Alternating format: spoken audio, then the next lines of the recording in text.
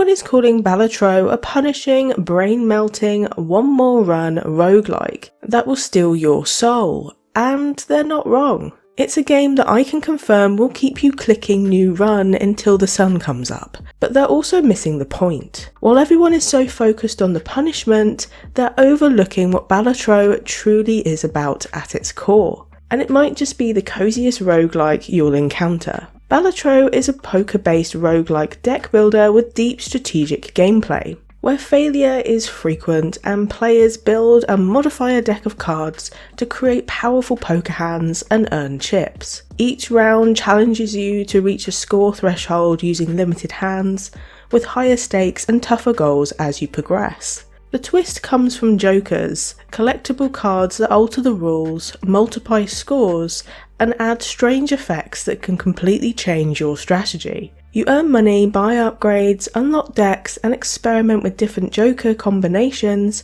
to chase high scores or survive just one more round.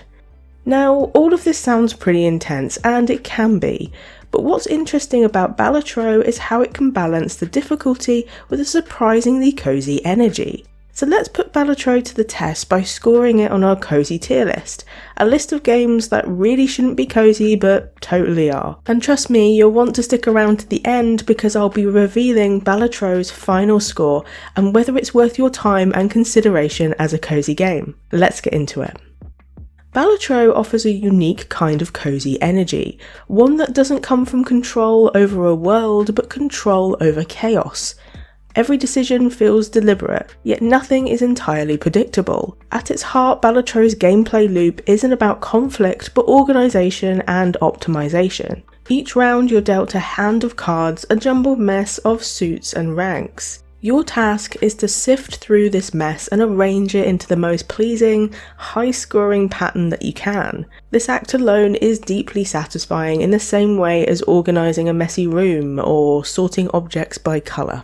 It's a small, simple act of creating structure. You can plan your hand, choose your jokers, and decide when to push your luck. But there's always that element of randomness waiting to shift everything. Instead of feeling punishing, that uncertainty becomes part of the cozy rhythm. You're not fighting against the game, but you're working with it, shaping small choices into satisfying outcomes. This balance is what gives Balatro its quiet sense of empowerment. The stakes rise gradually, but the game never demands perfection. Failure isn't framed as punishment, it's just another run.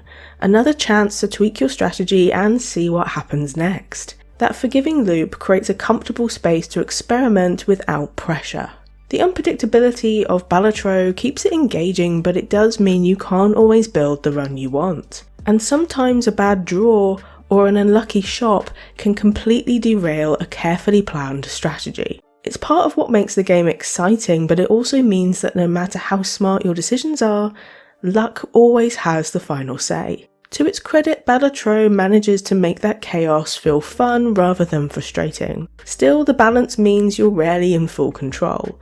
Balatro gives players just enough influence to feel involved, but never enough to truly master the outcome, which limits its cozy potential somewhat, as you won't get the predictable, strong sense of ownership you may feel in a traditionally cozy game.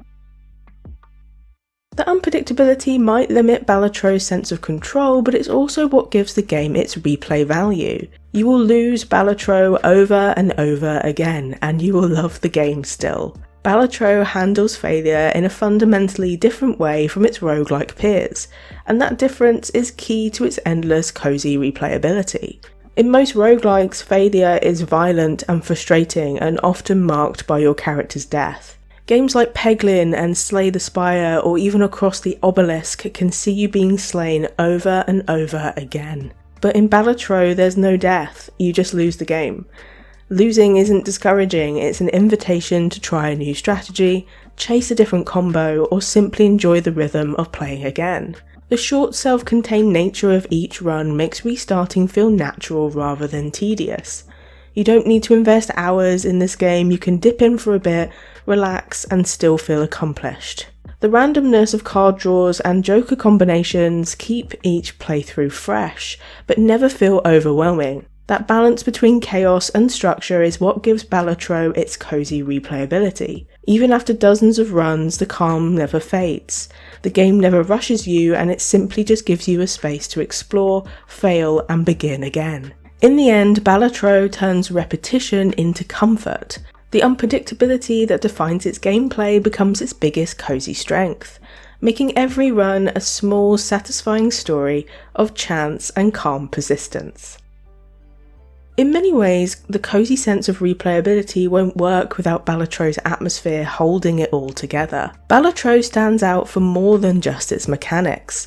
The game's presentation plays a huge role in shaping the experience, and that's where its atmosphere shines. The game presents itself through the visual language of nostalgia.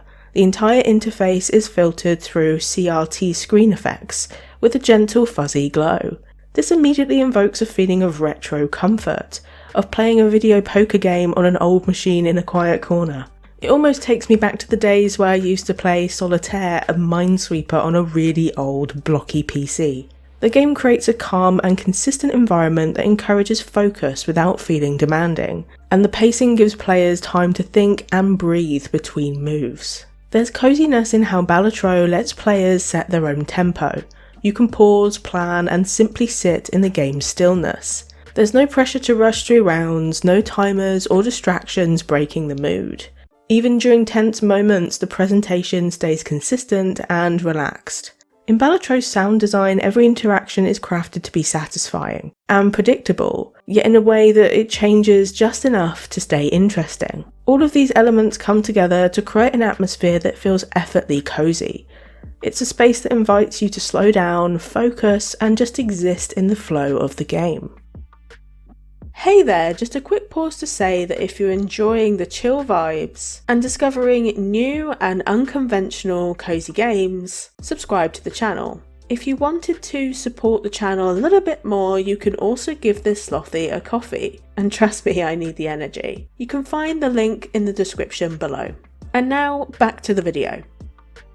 The atmosphere definitely pulls you in, but connection-wise, Balatro doesn't go much deeper than cards on a table. The game focuses on cards, chips, multipliers, and numbers, keeping things simple and relaxing, but also creating a layer of emotional distance. You're not invested in the world or the narrative, you're invested in your score. That can make the experience feel impersonal after a while, especially if you compare it to cozy games that build warmth through relationships or storytelling.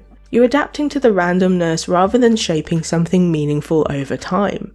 Because of this, Balatro doesn't foster that emotional attachment that defines the coziest games, the kind where you care about your space, your characters, or your creations. That said, the game still connects you in quieter ways. The repetitive nature of playing hands, buying jokers, and facing blinds creates connection through the satisfaction in understanding how the game works and finding calm in its chaos. You're so focused on the simple, satisfying task at hand that the outside world just fades away. The experience can feel all-encompassing after a while, giving you the perfect opportunity to escape the stresses of reality. The game's genius is its ability to provide the psychological comforts of a cozy game, satisfaction, order, and gentle progression, while using the language of a more serious genre. You aren't fighting for your life, you're tending to a strategy, gently moulding and optimizing it until it runs perfectly. Balatro connects not through emotion but through focus. It offers comfort in the act of playing itself, creating a deeply absorbing experience. Building on that steady focus that Balatro cultivates, Balatro's approach to progression stands out. The traditional view of a cozy game doesn't include score thresholds or strategic demands, but the definition of cozy is broader than we often think.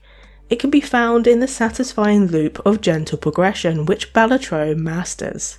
When you play a hand, the game doesn't just flash a final score, it walks you through the calculation, step by step. You watch the chips add up and the multipliers kick in, and then you see the glorious final number appear on the screen. Well, hopefully glorious number. It's a dopamine hit delivered in a satisfying and predictable way. The game therefore lets progress unfold naturally. You don't level up in the traditional sense, you grow by noticing patterns, experimenting with jokers, and delivering new synergies run after run. New decks, jokers, and modifiers appear gradually, giving players just enough novelty to stay curious without breaking that cozy rhythm. Most importantly, Balatro's sense of progression aligns perfectly with cozy values: patience, reflection, and small, consistent growth. So, is Balatro secretly a cozy game? Well, it scores 8 out of 10, putting it in our certified cozy category. While it wears the intimidating mask of a strategic roguelike, its core is built around comfort and satisfaction. What gives Balatro its cozy edge is how it turns tension into focus. The game looks chaotic on the surface, cards flying around, multipliers stacking, numbers soaring, yet somehow it feels calm and focused. It's cozy not because it's easy, but because it's forgiving. It is therefore absolutely worth your time and consideration as a cozy game if you enjoy deeply strategic games that challenge you whilst you unwind. But that's just my take. As always, I'm curious to hear what you think. Does Balatro feel cozy to you, or is it more cozy adjacent? And can a game built on chaos and luck still count as cozy? Let me know in the comments down below. And as always, thank you so much for watching today, and I will see you in the next one. Take care.